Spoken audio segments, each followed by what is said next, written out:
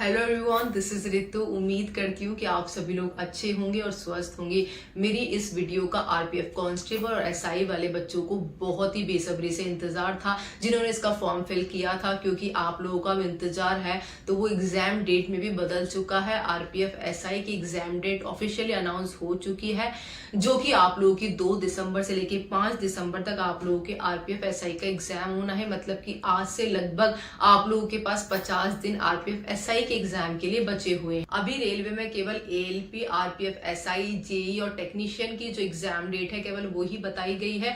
आप लोगों की जो आरपीएफ कांस्टेबल की एग्जाम डेट है तो वो उसमें अभी नहीं बताई गई है। अब देखिए, सिंपली मैं आप लोगों को बताऊं कि आरपीएफ कांस्टेबल का एग्जाम आप लोगों का कब तक हो सकता है। तो देखिए, टेक्नीशियन का जो लास्ट एग्जाम है तो वो आप लोगों का 26 दिसंबर तक रहना है।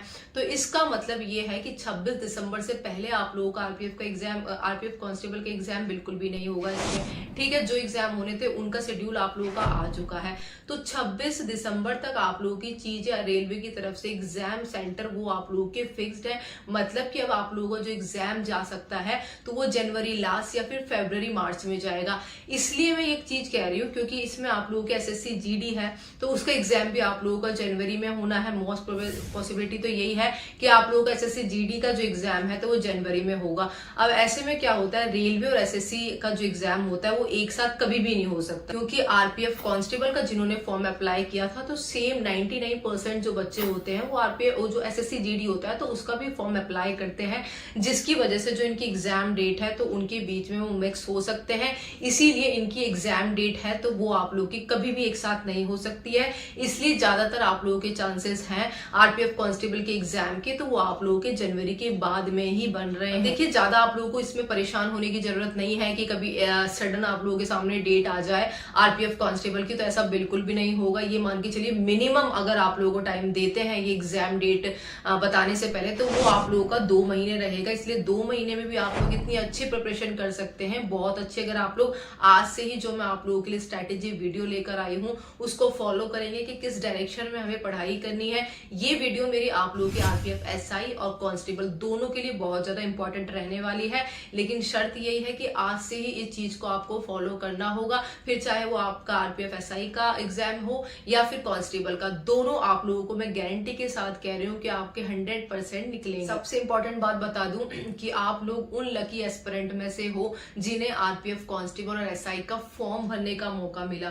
क्योंकि कई सारे ऐसे एस्पिरेंट हैं, कई सारे ऐसे लोग हैं जो कि पहले इसकी प्रीवियस जो भर्ती थी मेरे साथ फिजिकल देने गई थी, कुछ लड़कियां जिनका फिजिकल में तो हो गया था लेकिन उनका फाइनल मेरिट में नाम नहीं आ पाया था।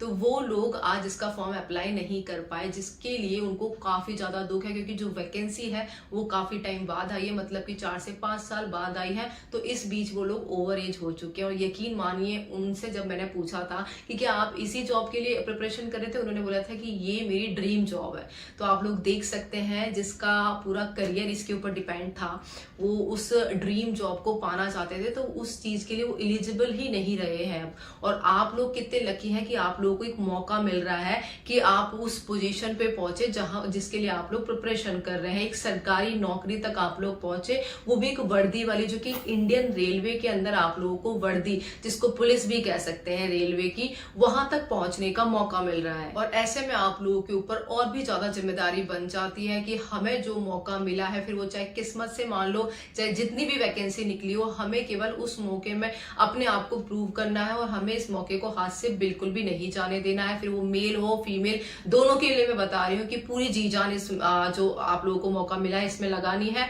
किस तरीके से लगानी है, किस शॉर्ट टर्म में लगानी है, ये मैं आप लोगों को बताऊंगी। इस वीडियो को आप लोगों को ध्यान से देखना है और जो मैं आप लोगों को चीजें बता रही हूँ प्लीज उनको आप लोगों को ध्यान से समझकर उसको आज से ही फॉलो कर लेना है। तो अभी तक जिन्होंने भी मेरे चैनल को सब्सक्राइब नहीं किया हुआ है तो पहले तो वो लोग सब्सक्राइब कर ले। क्योंकि देखो, मैं भी आप लोगों के लिए बहुत ज्यादा मेहनत से 8 से 9 घंटे अपनी ड्यूटी करने के बाद, कभी कभी 9 से 10 घंटे भी, 11 घंटे भी हो जाते हैं, उसके बाद अपना खुद का पर्सनल खाना पीना, पढ़ाई के बाद मैं आप लोगों के लिए टाइम निकालती हूँ ताकि आप लोगों को एक सही डायरेक्शन मिल पाए।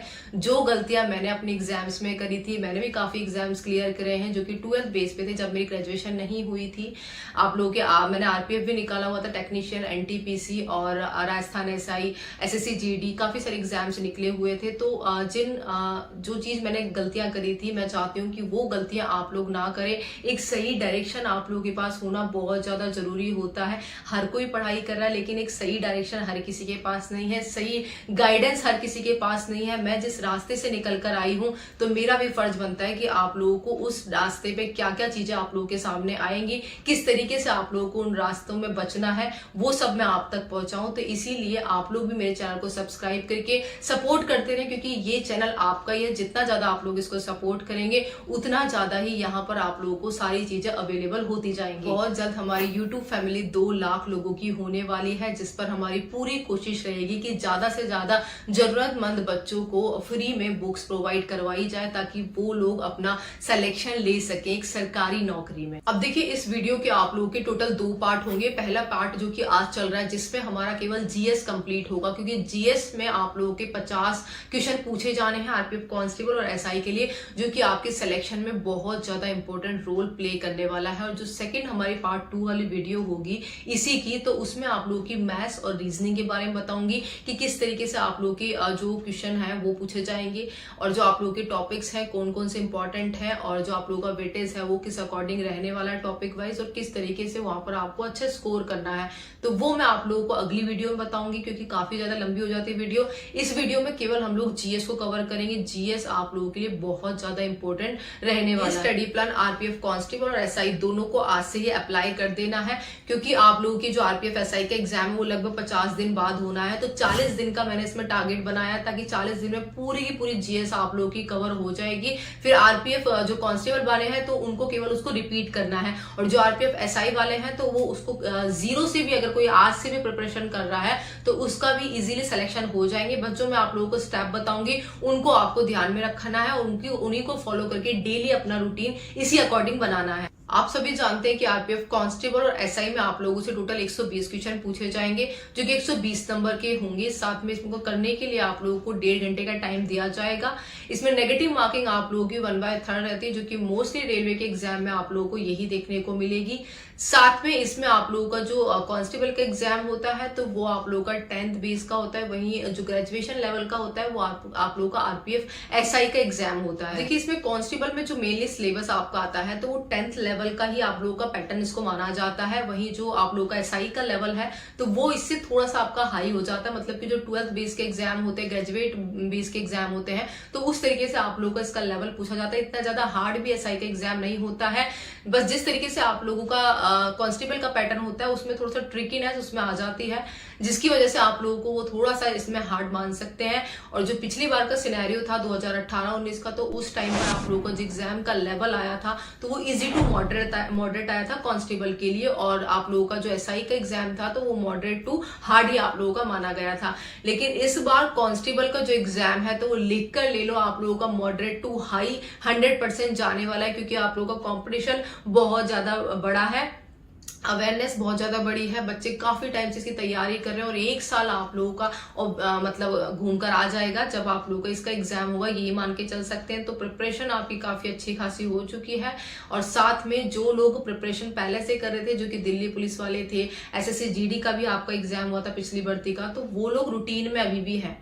तो इस चीज को आपको ध्यान में रखना है कि इस बार आप लोगों को हल्के में नहीं रहना है, कि पिछली बार का आप लोगों ने देख लिया कि इस तरीके का एग्जाम आया था, इजी आया था, तो इस बार हम लोग इजीली इसमें अच्छा स्कोर कर पाएंगे। ऐसा नहीं होगा। इस बार आप लोगों का जो लेवल जाने वाला है वो आप लोगों का मॉडरेट टू हाई रहने वाला है, और जो आप लोगों का आरपीएफ एसआई का है तो वो आप लोगों का हाई रहेगा। देखिए, आप लोगों के आरपीएफ कांस्टेबल और एसआई दोनों के लिए में जो जीएस में इंपॉर्टेंट टॉपिक है उनका साथ में वेटेज कितना कितना क्वेश्चन आप लोगों से पूछे जाएंगे इस बार, तो वो सारा मैं आप लोगों को बता रही हूँ। साथ में आप लोगों की नोटबुक अपने पास में नोट डाउन करते रहना उसमें, या फिर आप लोग स्क्रीनशॉट भी ले सकते हैं। तो देखिए आप लोगों का जो जनरल नॉलेज है, जिसमें आप लोगों का geography, history, political science, economic, ये आएगा आपका। तो इससे आप लोगों के 14 से 15 क्वेश्चन पूछे जाने हैं। वही स्टैटिक जीके से आप लोगों में 9 से 10 क्वेश्चन पूछे जाने हैं। वही करंट अफेयर पिछली बार ज्यादा आया था, लेकिन इस बार आप लोगों का नॉर्मली पूछा जाना है, जो कि 11 से 13 क्वेश्चन आप लोगों के इसमें पूछे जाएंगे करंट अफेयर के अंदर। ठीक है, इसमें करंट अफेयर में आप लोगों का मोस्टली नेशनल से आ जाएगा, इंटरनेशनल जो इवेंट है उनसे आ जाएगा, स्पोर्ट्स से आ जाएगा, अवार्ड से आ जाएगा, ऑनर से आ जाएगा, और जो अपॉइंटमेंट्स हुए हैं न्यू उनसे आएंगे क्वेश्चन। आप लोगों की इंपॉर्टेंट डेट्स क्या क्या रही हैं, डेज क्या क्या है, तो यहाँ से आप लोगों का करंट इस बार डेफिनेटली पूछा जाना है। तो लगभग आप लोग 11 से 13 क्वेश्चन मान के चले कि करंट अफेयर के आप लोगों को 100% देखने को मिलेंगे।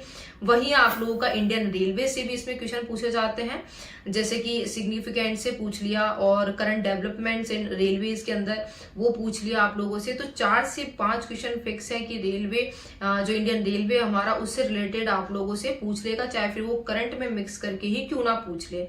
फिर तीसरा आप लोग नेक्स्ट आप लोगों का आ जाता है साइंस के क्वेश्चन, जो कि आप लोगों के 6 से 7 क्वेश्चन इजीली पूछे जाएंगे। साइंस पे भी आप सभी लोग जानते हैं, बायोलॉजी आती है आपकी, फिजिक्स आती है, केमिस्ट्री आती है, यहाँ से आप लोगों के क्वेश्चन पूछे जाते हैं।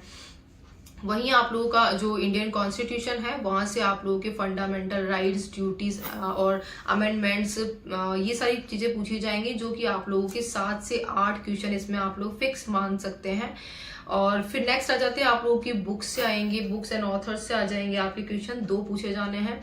वहीं आप लोगों के आर्ट एंड कल्चर से आप लोगों के 2 क्वेश्चन पूछे जाने हैं। स्पोर्ट्स, जो कि रेलवे से रिलेटेड स्पोर्ट्स होगा, तो वो आप लोगों के 2 क्वेश्चन डेफिनेटली आप लोगों से पूछे जाने हैं। सबसे पहले जो हमें कवर करना है, तो वो इंपॉर्टेंट टॉपिक्स को करना है जिनका वेटेज सबसे ज्यादा है, और वही हमें सिलेक्शन दिलाएगा। जो कि फर्स्ट नंबर पे जीके जनरल नॉलेज से आप लोगों के क्वेश्चन पूछे जाएंगे सबसे ज्यादा, उसके बाद आप लोगों के स्टैटिक जीके, और फिर आप लोगों का आता है 3rd नंबर पर करंट अफेयर, जहां से हमें सबसे ज्यादा क्वेश्चन पूछे जाने हैं। और सबसे पहले हमें जो उठाना है वो इन्हीं टॉपिक्स को उठाना है, और किस तरीके से उठाना है वो मैं आप लोगों को बता देती हूँ। अब देखिए इन टॉपिक्स को कवर कैसे करना है। तो देखिए जिन्होंने अभी तक कोई भी बुक नहीं ली है, तो वो लोग जीएस की एक अच्छी खासी बुक ले लें, जो कि किरण पब्लिकेशन की मैं अच्छी बताऊंगी, बेस्ट बताऊंगी, क्योंकि मुझे इसकी सबसे खास बात ये लग रही है कि इसमें आप लोगों को जो मटेरियल दिया हुआ है स्टडी के लिए, तो वो आप लोगों को चैप्टर वाइज है, जो हमारे सबसे ज्यादा इंपॉर्टेंट, सबसे ज्यादा काम का रहने वाला है, चैप्टर वाइज और टाइप वाइज, जिससे हमें सबसे ज्यादा ये हेल्प मिलेगी कि हमें किस टॉपिक पर सबसे ज्यादा ध्यान देना है। और सबसे हमारा मेन काम क्या है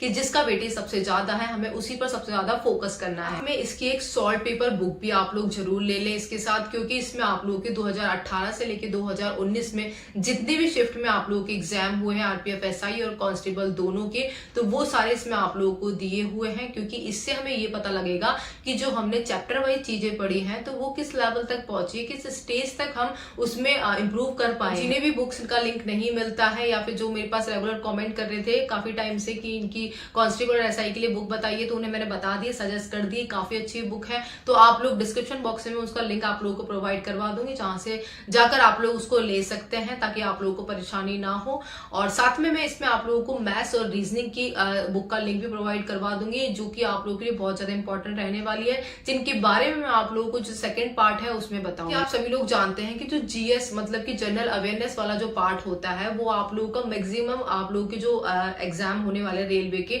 वो फिक्स्ड पैटर्न पर आप लोगों का रहने वाला है। ऐसा नहीं है कि आप लोगों का एक्स्ट्रा ऑर्डिनरी जैसे टेक्नीशियन के लिए अलग से पढ़ना है, या फिर किसी जो रेलवे के अदर एग्जाम है उसके लिए अलग से पढ़ना है। मैक्सिमम आप लोगों का 70 से 80% जो क्वेश्चन है वो आप लोगों को फिक्स्ड ही देखने को मिलने वाले हैं रेलवे एग्जाम के अंदर। आप लोगों को बताया कि सबसे पहले हमें वो टॉपिक कंप्लीट करना है जिसका सबसे ज्यादा वेटेज है। मतलब कि मैं बात कर रही हूँ आप लोगों की जनरल नॉलेज की, मतलब कि जीके, जिसमें आप लोगों की जो इंडियन ज्योग्राफी है, इकोनॉमी है, और आप लोगों की पॉलिटिकल साइंस है, ये सब चीजें उसमें आप लोगों की आती है। तो इसमें आप लोग जैसे कि इनका लगभग ऑलमोस्ट आप लोगों के 2-2, 3-3 क्वेश्चन इनसे पूछे जाने हैं। जैसे जियो से पूछ लेगा आपसे, ठीक है, हिस्ट्री से पूछ लेगा 2 से 3 क्वेश्चन। तो इस तरीके से आप लोगों से इसमें क्वेश्चन पूछे जाने हैं। तो आप लोग कोई सा भी पहले टॉपिक उठा सकते हैं, जैसे कि आप लोगों ने ज्योग्राफी उठाया, ठीक है, पूरे दिन भर की शुरुआत आप लोगों को अपनी जीके से करनी है। पहले जीके में आप लोग जितनी कैपेसिटी कैपेसिटी आप लोग की उस अकॉर्डिंग पढ़ सकते हैं। लेकिन पहले अगर आप लोगों ने ज्योग्राफी उठाई है तो पहले ज्योग्राफी के ही जो चैप्टर्स हैं वो आप लोगों को कंप्लीट करने हैं। ज्योग्राफी में आप लोग जैसे डेली का 2 घंटा कर सकते हैं, 1.5 घंटा कर सकते हैं, जितने भी आप लोगों के इसके टॉपिक्स हैं वो आप लोगों को कवर करने हैं। एक चीज का आप लोगों को जरूर ध्यान रखना है कि जैसे मैंने आप लोगों को बताया ज्योग्राफी आप लोगों ने स्टार्ट कर दी डेली का, ठीक है, तो उसमें आप लोगों को जो टॉपिक आप लोग जो लाइन या फिर जो क्वेश्चन आप लोग पहली बार देख रहे हैं, आपने कभी नहीं देखा है किसी भी अदर एग्जाम में, या फिर आप लोगों ने मैराथन ली होगी या किसी भी एग्जाम की आप लोग प्रिपरेशन कर रहे हैं, या फिर कोई बिगनर भी है उसे लग रहा है कि ये क्वेश्चन या फिर ये जो वर्ड है, ये लाइन है, मुझे समझ में नहीं आ रही है या फिर मैं पहली बार देख रहा हूँ, यूनिक सी लग रही है, तो उसी टाइम उसको अंडरलाइन करनी है। अब कुछ लोग ये कहते हैं कि मैम हम लोग नोट्स बना ले अलग से, देखिए इतना टाइम हमारे पास नहीं है किसी के पास भी, और आजकल वो टाइम भी गया है कि पहले हम लोग बनाया करते थे हाथ से नोट्स करके इधर उधर से लेकर के, वो टाइम नहीं करना है, स्मार्ट वर्क करना है। जो आप लोगों के पास बुक अवेलेबल है, देखिए बुक ले लीजिए, उससे आप लोगों का कुछ नहीं जा रहा है, जब नौकरी लग जाएगी सारी चीजें कंप्लीट हो जाएंगी। आप लोगों के पास जो बुक है उस बुक पर आप लोगों को अंडरलाइन करना है। आप लोगों की जो अंडरलाइन आप लोग अपने फर्स्ट टाइम हाथ से करेंगे वही आप लोगों के नोट्स माने जाते हैं। तो स्मार्ट वर्क करना है, जो आप लोगों ने पढ़ा, जो आप लोगों को लगा कि नई चीज है, ये मैं पहली बार देख रहा हूँ, तुरंत उस पर आप लोगों को रेड मार्क या फिर अंडरलाइन कर देंगे। जब आप लोग देखेंगे कि आपकी बुक के ऊपर एक छोटा सा स्पेस होता है, जैसे कि ऊपर की साइड होता है या फिर साइड में होता है, तो जब आप लोगों को लगता है कि ये थोड़ा सा मुझे लग रहा है कि क्वेश्चन यहाँ से बन सकता है या फिर थोड़ा सा यूनिकनेस इसमें आप लोगों को दिखाई दे रही है, आपने पहले कभी नहीं पढ़ा है, तो उसको आप लोग थोड़ा सा स्टार मार्क करके वहां पर रेड पेन या फिर किसी से भी आप लोग वहां पे लिख सकते हैं, और यही आप लोगों का पूरा नोट्स कहलाता है। और यकीन मानिए जब आप लोग दोबारा से उसका रिविजन करेंगे तो मेन ध्यान आप लोगों का उसी पर जाएगा, और मैक्सिमम क्वेश्चन भी आप लोगों के वहीं से ग्रैब होंगे, क्योंकि जो चीज आप लोगों को ऑलरेडी आती है तो वो जब आप लोग अपने स्क्रीन पर देखेंगे कंप्यूटर की, जब एग्जाम देने जाएंगे तो उसमें आप लोग क्वेश्चन है तो उनको छांट पाएंगे कि ये क्वेश्चन इसका सही है 4 ऑप्शन में से। तो इसीलिए मेन फोकस किस पर करना है, जो चीज हमने पहले नहीं देखी है उसी को हमें लिख देना है, वही हमारे नोट्स कहलाएंगे। फिर जैसे आप लोगों की ज्योग्राफी कंप्लीट हो गई, आप लोगों की ज्योग्राफी के जितने भी पेजेस थे वो सारे आप लोगों ने क्लियर कर लिए, ठीक है। उसके बाद आप लोगों को हिस्ट्री पर आ जाना है, फिर इकोनॉमिक, फिर आप लोगों के पॉलिटी पे आ जाना है।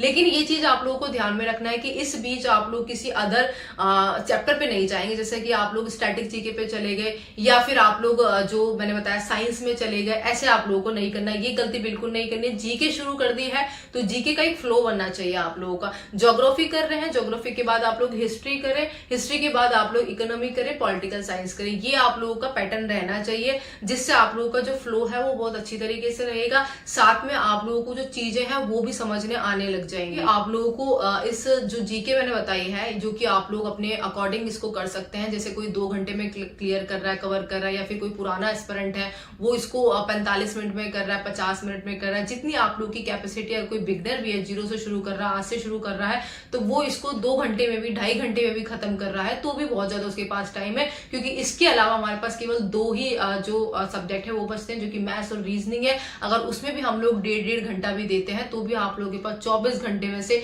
पूरा जो आरपीएफ का सिलेबस है वो कंप्लीट करने के लिए बहुत पर्याप्त टाइम है, ठीक है।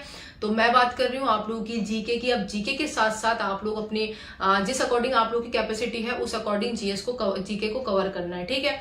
उसके साथ उसी दिन आप लोगों का साथ के साथ चलेगा एक करंट अफेयर, जो कि जैसे आप लोगों ने जीके अपना कर लिया, ये टॉपिक कर लिया, ज्योग्राफी कर लिया, फिर हिस्ट्री, जो जहां से भी आपने शुरुआत करी है, ठीक है। जब वो खत्म हो जाता है 1.5 घंटे में, 2 घंटे में, या 45 मिनट में, 50 मिनट में, उसके थोड़ी देर बाद आप लोगों को आधा 1 घंटे का गैप लेने के बाद आप लोगों को करंट अफेयर कर देना है। देखिए करंट अफेयर आप लोगों का मान के चल सकते हैं कि 2 साल वाला पुराना भी इजीली आप लोगों से पूछ सकता है, क्योंकि रेलवे में करंट अफेयर पिछली बार काफी ज्यादा पूछे गए थे, लगभग 20 से 25 क्वेश्चन करंट अफेयर से ही पूछे गए थे, ठीक है। तो इस बार आप लोगों को ये चीज ध्यान रखनी है कि करंट अफेयर से आप लोगों के जो मैंने बताया था 11 से 12 क्वेश्चन इस बार जरूर पूछे जाने हैं। आप लोगों के इतने ज्यादा नहीं पूछे जाएंगे इस बार एज कम्पेयर टू आप लोगों के जो प्रीवियस एग्जाम था उसके अकॉर्डिंग, ठीक है। तो आप लोगों को जो करंट अफेयर में क्वेश्चन पूछे जाएंगे तो लगभग 1.5 से 2 साल वाले पूछे जाएंगे। तो उसको कैसे कवर करना है, उसको आप लोग जो मैराथन क्लासेस है वहां से डायरेक्टली कर सकते हैं। अलग से आप लोगों को कोई बुक लेने की जरूरत नहीं पड़ेगी। जो मैराथन क्लासेस हैं आप लोगों की 6-6 महीने वाली या फिर आप लोगों की पर मंथ वाली होती है, तो डेली उसका आप लोगों को 2 घंटे 20 मिनट या फिर 30 मिनट की आप लोगों को क्लासेस लेनी है।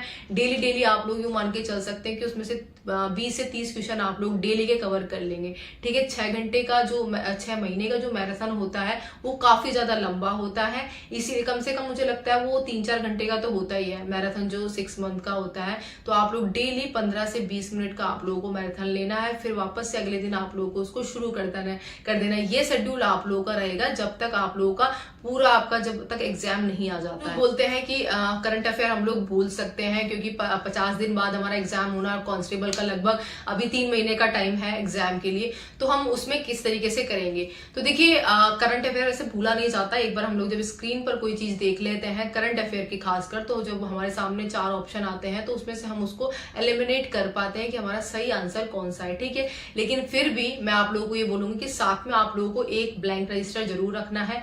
जो आप लोगों को क्वेश्चन लगता है कि थोड़ा सा मुझे अटपटा सा लग रहा है, मुझसे याद नहीं होगा, इजी नहीं लग रहा है, तो तुरंत उसको लिख देना है। कुछ नहीं जरा लिखने में, आप लोग लिख देंगे तो तुरंत आप उसके बाद आपको उसको दोबारा रिपीट करने की जरूरत नहीं पड़ेगी। लिखने मात्र से ही वो आप लोगों को याद हो जाएगा, आपकी मेमोरी में बैठ जाएगा। अब आ जाते हैं हम लोग अपने सेकंड मोस्ट इंपॉर्टेंट टॉपिक से, जहां से हमारे सबसे ज्यादा क्वेश्चन पूछे जाने हैं, जो कि आप लोगों का स्टैटिक जीके है, जहां से आपके सबसे ज्यादा क्वेश्चन पूछे जाएंगे। तो देखिए इसको आपको कैसे कवर करना है, या तो आप लोग इसको मैराथन क्लासेस से ले सकते हैं, जो कि आप लोगों को यूट्यूब पर खूब सारी अच्छे मिल जाएगी, अच्छे अच्छे टीचर्स की।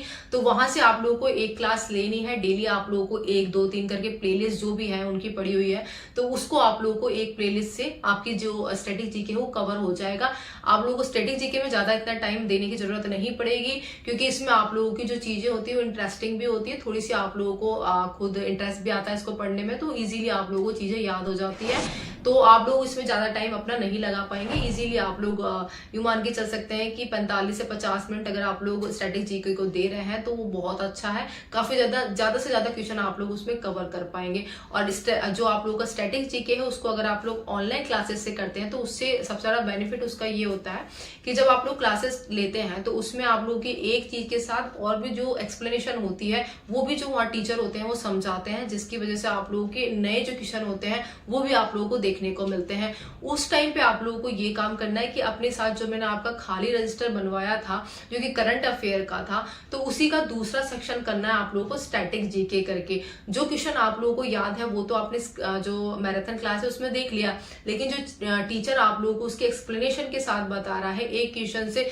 2 और नए क्वेश्चन निकल कर आ रहे हैं जो आप लोगों को पहले नहीं पता था, तो उसको आप लोग वहां पर नोट डाउन कर सकते हैं। अब आ जाते हैं हम अपने तीसरे इंपॉर्टेंट टॉपिक पर, जो कि आप लोगों का बहुत ज्यादा इंपॉर्टेंट रहने वाला है आफ्टर दीज 2 टॉपिक्स। ठीक है, तो इसमें आप लोगों का साइंस आता है। साइंस में आप लोगों से जो सबसे ज्यादा क्वेश्चन पूछे जाएंगे तो पहले नंबर पे केमिस्ट्री से पूछे जाएंगे, उसके बाद आप लोगों से बायो में, फिर 3rd नंबर पे आप लोगों से फिजिक्स में पूछे जाएंगे। ठीक है, और इसमें आप लोगों का इन्वायरमेंटल का जो पार्ट होता है तो वो भी इसमें पूछा जाता है, जो कि आप लोगों को बायो से रिलेट करके ही इसमें आप लोगों से क्वेश्चन पूछे जाते हैं। कैसे कवर करना है, तो इसके लिए भी मैं आप लोगों को बोलूंगी कि आप लोग पर्टिकुलर आरपीएफ की जो मैराथन क्लासेस हैं यूट्यूब पर आप लोगों को मिल जाएंगे कि आरपीएफ आप लोग डाल सकते हैं कि रेलवे साइंस इंपॉर्टेंट क्लासेस। ठीक है, उसमें आप लोगों को प्लेलिस्ट मिल जाएगी। वहां पर आप लोग जैसे सब्जेक्ट वाइज शुरू करेंगे, पहले आप लोगों ने जैसे फिजिक्स ले लिया, ठीक है, फिजिक्स की क्लासेस ले ली, जो कि आप लोगों के रेलवे में जो प्रीवियस एग्जाम पूछे गए थे इनका फिक्स पैटर्न होता है। जो साइंस में क्वेश्चन पूछे जाते हैं नए आप लोगों को पढ़ने की जरूरत नहीं है, जो प्रीवियस एग्जाम में आए हैं उनसे भी आप लोगों का काम चल जाएगा, बस याद आप लोगों को रहना चाहिए। ठीक है, जैसे आप लोगों ने फिजिक्स वाली क्लास ली, ठीक है, फिजिक्स की क्लासेस ली, फिजिक्स के जो क्वेश्चन है वो देखें, तो मैराथन क्लासेस से आप लोगों को ये फायदा रहेगा कि जब आप लोग स्क्रीन पर देख रहे हैं कि जैसे मान के चलो फॉर एग्जांपल आप लोगों से रेसिस्टेंस की एसआई यूनिट पूछ ली, जो कि आप सभी लोग जानते हैं कि ओम होती है। ठीक है, अब कुछ लोग ऐसे हैं जो कि अब उसमें एक क्वेश्चन और आ जाएगा प्रतिरोधकता, जो कि रेसिस्टिविटी बोलते हैं जिसको, तो उसकी एसआई यूनिट क्या होती है, जो कि आप सभी लोग नहीं जानते होंगे मैक्सिमम, वो होती है ओम मीटर। ठीक है, अब जिसको पता है तो वो तो उसको नोट डाउन नहीं करेगा, लेकिन जिसको ये नहीं पता है प्रतिरोधकता वाली, तो वो उसको जो मैंने आप लोगों का खाली रजिस्टर बनवाया था जिसमें करंट अफेयर, स्टैटिक जीके, तो 3rd जो सेक्शन बनाना है वो आप लोगों को जो साइंस है इसका बनाना है। जैसे कि आपको मैंने बता दिया, एक चीज आपको आपको याद थी, दूसरी नहीं याद, जो कि आपने अपनी क्लास में देखी, तो उसको वहां पर नोट डाउन कर लेना है। इस तरीके से अगर आप लोग चीजों को करेंगे तो आप लोग डेफिनेटली चीजों को नहीं भूलेंगे और बहुत कम टाइम में आप देखेंगे कि मैंने बहुत सारी चीजें कंप्लीट कर ली और जो कॉन्फिडेंस लेवल आएगा आप लोगों का वो बहुत ही अच्छे लेवल पे होगा। तो इस तरीके से एक टाइम में आप लोगों को ये जो मैंने जीके का पोर्शन बताया, स्टैटिक जीके का बताया, करंट अफेयर का बताया और साइंस का बताया है, तो ये सारे टॉपिक्स आप लोगों को इसमें धीरे धीरे कंप्लीट करने हैं। और जब ये आप लोगों के कंप्लीट हो जाए तो बाकी जो अदर चीजें बची हैं तो वो आप लोगों को डायरेक्टली जो मैंने आप लोगों को बुक बताई है वहां पे जो आप लोगों को सॉल्व पेपर बुक है वहां से भी कवर कर लेंगे, तो इजीली आप लोगों के सारे टॉपिक्स कवर हो जाएंगे। 99% आप लोगों का जो सिलेबस पूछा जाएगा उसी में से पूछा जाएगा जो कि आप लोगों ने अपने फिजिकल नोट्स बनाए हैं। बहुत अच्छा तरीका है, अगर आप लोग वापस से वीडियो को देखेंगे और धीरे धीरे समझेंगे, नोट डाउन करेंगे कि मैंने आप लोगों को क्या बताया है, तो यकीन मानिए कि आप लोग 30 से 45 दिन के अंदर अपनी पूरी चीजें कंप्लीट कर पाएंगे और आप लोगों को परेशानी भी नहीं होगी। सब चीज आप लोगों की सीक्वेंस वाइज होगी, मिक्सअप कुछ नहीं होगा और जो कॉन्फिडेंस आएगा वो भी आप लोगों को बहुत अच्छा आएगा। जब आप लोगों का ये सिलेबस कंप्लीट हो जाएगा, जो जितना जल्दी कर लेगा वो अपनी कैपेसिटी के अकॉर्डिंग करेगा। सबसे अच्छी बात मेरे स्टडी प्लान में ये होती है कि आप अपनी कैपेसिटी के अकॉर्डिंग इसको कर सकते हैं। ऐसा कि कोई बिगनर है तो वो थोड़े से 40 दिन ले लेगा, लेकिन कोई स्मार्ट वर्क पहले से करता आ रहा है तो उसको मुझे लगता है 20 दिन में वो जीएस को पूरी अच्छी तरीके से कवर कर लेगा और फिर उसका 5 दिन में तो रिवीजन भी कर देगा, तो 25 दिन में तो उसका जीएस कंप्लीट हो चुका, मतलब कि 50 में से वो 45 नंबर अपने सिक्योर कर चुका है। बाकी जो टाइम देगा अपना तो वो मॉक टेस्ट में देगा या फिर अपना जो कंप्लीटली प्रैक्टिस वर्क बुक है वहां से कर लेगा या फिर एक्सप्लेनेशन देख के जो भी अपना कर सकता है, जितना ज्यादा प्रैक्टिस और स्पीड बढ़ा सकता है तो वो अपना पूरा ध्यान फिर वहां पर देगा। अब ये तो मैंने आप लोगों को जीएस की कंप्लीट स्ट्रेटेजी बताई है। इसके बाद में आप लोगों की जो पार्ट 2 होने वाला है वो आप लोगों का मैथ्स और रीजनिंग का रहने वाला है, वो भी बहुत अच्छी तरीके से आप लोगों को बताऊंगी ताकि आप लोगों को बिल्कुल भी बर्डन ना लगे और हर एक जो एस्पिरेंट है वो इसको शुरुआत कर सके और इजीली अपने टारगेट को हिट कर सके। ठीक है, साथ में मैं आप लोगों को कहूंगी कि जैसे आप लोग आज से ही इस पैटर्न को फॉलो कर रहे हैं तो आप लोगों को जब संडे आता है तो संडे को सुबह सुबह मॉर्निंग में, चाहे पूरे दिन भर आप लोगों को स्टडी नहीं करनी, केवल 6 दिन ही स्टडी करनी है जो मैंने आप लोगों को शेड्यूल बताया है, तो आप लोग जब संडे आएगा तो संडे में केवल और केवल आप लोगों को 1 से 2 मॉक टेस्ट लगाने हैं, जो कि मुझे लगता है आप लोगों का जो हाफ डे है स्टार्टिंग का उसमें लग जाएंगे। साथ में उसकी एक्सप्लेनेशन भी आप लोगों को जरूर देखनी है, कुछ नहीं जा रहा, 2 मॉक टेस्ट लगाएंगे आप लोग, 3 घंटे का टाइम होगा और उसके एक्सप्लेनेशन भी देखेंगे आपके, तो भी आप लोगों को 3 घंटा मतलब कि 6 घंटे में आप लोग इजीली अगर 24 घंटे में से दे रहे हैं तो बहुत अच्छी बात है मॉक टेस्ट के लिए। अभी फिलहाल आप लोगों को वीक में 1 जरूर लगाना है क्योंकि आप लोग आज से इसकी प्रिपरेशन कर रहे हैं। जैसे जैसे टाइम होगा मैं आप लोगों को एक अलग से और बता दूंगी कि कितना मॉक टेस्ट देना है, किस अकॉर्डिंग देना है, वो मैं आप लोगों को आगे गाइड करती रहूंगी। लेकिन फिलहाल आप लोगों का जो मेन काम है वो अभी आप लोगों को स्टार्टिंग से प्रिपरेशन करना है, तो पहले आप लोग इस पैटर्न को फॉलो कर रही है कि मैंने पूरी कोशिश करी है कि आप लोगों को सही ढंग से चीजें समझ में आए और आप लोग उनको फॉलो भी करें। ठीक है, और अगर आप लोगों के फिर भी कोई डाउट रह गए या फिर आप लोगों को कुछ भी पूछना है जीएस से रिलेटेड तो आप लोग मुझे अभी कमेंट करके बता सकते हैं, मैं पूरी कोशिश करूंगी आप लोगों के रिप्लाई करनी। देखिए बहुत मेहनत से आप लोगों के लिए वीडियो बनाती हूँ तो आप लोगों का भी फर्ज बनता है कि वीडियो को ज्यादा से ज्यादा शेयर करें, मेरी स्ट्रेटेजी ज्यादा से ज्यादा लोगों तक पहुंच पाए जिनके पास सोर्स नहीं होते, प्रॉपर गाइडेंस नहीं होता है। सब लोग पढ़ाने पे लगे हुए हैं लेकिन एक प्रॉपर गाइडेंस होना चाहिए, प्रॉपर आप लोगों के स्टेप्स होने चाहिए कि इस तरीके से मुझे पढ़ाई करनी है, यही आप लोगों को अपनी जो वर्दी है वहां तक पहुंचाता है। करती हूँ कि आप लोग इस वीडियो को अच्छा रेस्पॉन्स देंगे, ज्यादा से ज्यादा लोगों तक पहुंचाएंगे, साथ में जो मैंने आप लोगों को बताया है उसको सही ढंग से आप लोग अप्लाई करेंगे और मिलते हैं नेक्स्ट वीडियो में। जय